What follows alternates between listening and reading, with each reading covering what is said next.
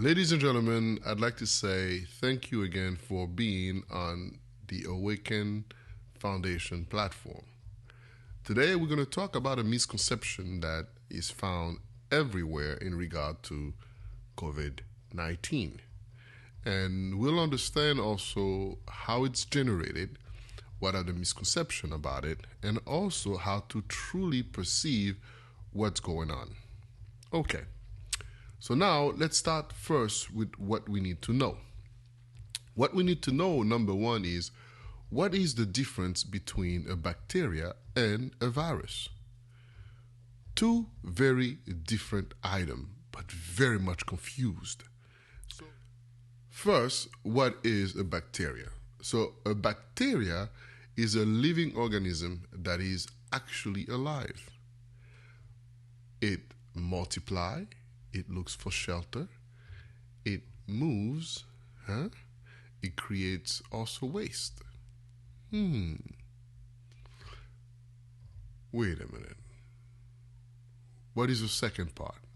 Well, the second part is that because it's a living organism, it's found everywhere in nature. That's actually its job, is to decompose it, what we call different cells or carcasses or you name it. Okay? Great. So what is the third part? The third part is that a bacteria can be seen in the naked eyes. What you do is you need a regular microscope, and with that microscope you are able to see the bacteria move, grow, or eating and doing whatever it's doing. Okay. So the fourth part is really simple. Based on all those three components, you are able to subject a bacteria in to an environment that is actually, destructive. So technically, if you submit it to heat or some type of solution that, incapacitates it. So this is the basis of what we're calling, creating a serum. So technically what you do is you take a dying bacteria, you put it into a solution that may not have what we call some type of property, and then now that serum or that liquid with the bacteria is called a serum. So the serum now can be injected inside of a person, and the person can actually create what we call immunity against it by creating antibodies against the bacteria. Very simple. Now, here's where the misconception comes in. So now, number one, we have a virus. What is a virus? Well, we already established, or they have established, that a virus is not alive. So technically, it's not living. So it does not need to move. It does not need to procreate. It does not need to eat. Very important. Understanding that is highly important. Number two, we also know that you don't find a virus in nature. No. Somebody can put it there, and it can have it can actually sustain what we call a half-life, and then in time, its energy will dissipate, and then you won't find it anymore. But nature does not create it. So technically, you won't find it in nature. That's why it is found where? In a lab. You can create it inside of a laboratory. Okay.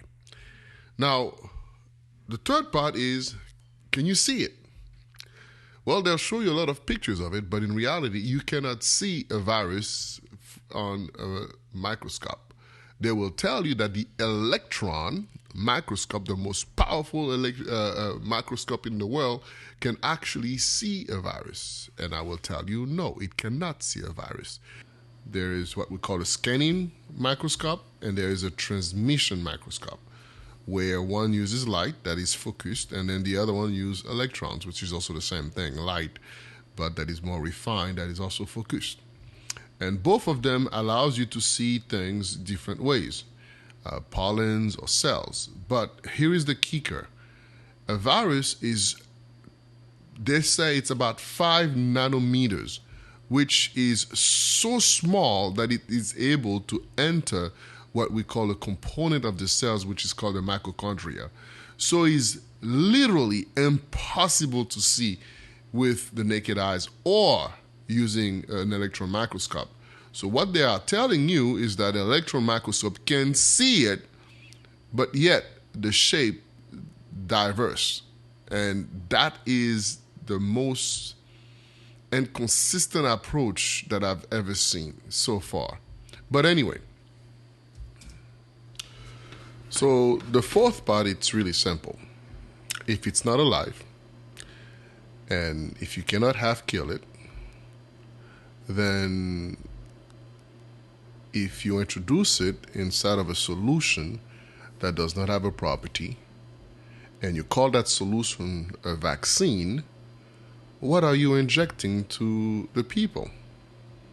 Well, before they used to tell you it's the virus that is half dead. But now you understand it a little bit better.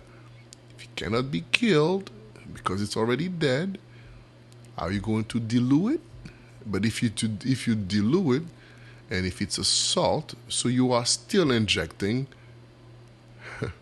the virus inside of people. Now think about this for a second. Food for thought.